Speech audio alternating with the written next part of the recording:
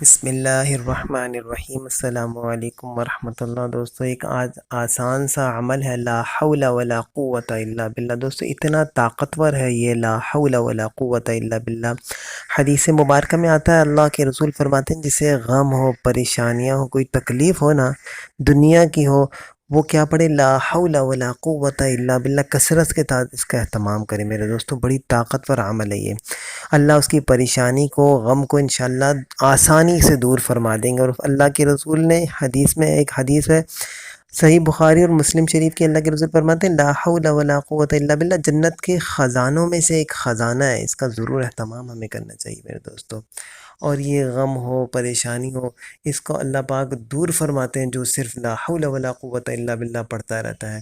اور ایک حدیث میں آتا ہے کہ لا حول ولا قوت الا باللہ جب انسان پڑھتا ہے، ایک فرشتہ آسمان سے دنیا پہ نازل ہوتا ہے، اور یہ فرشتہ کیوں اترتا ہے؟ بیماریوں کو شفا دینے کے لیے۔ لا حول ولا قوت الا باللہ جب بھی آپ پڑھیں گے تو آپ کو صحت دینے کے لیے اللہ آسمان سے ایک فرشتہ نازل کر دے گا۔ یہ اتنا خوبصورت اور دیکھیں کتنا ماشاءاللہ سے طاقتور ایک عمل ہے، لیکن چھوٹا سا ہے، اس کا اہتمام ضرور فرمائیں۔ اللہ انشاءاللہ آپ جب بھی پریشان ہو تو یہ عمل ضرور کیا کریں، اس کو پڑھتے رہا کریں۔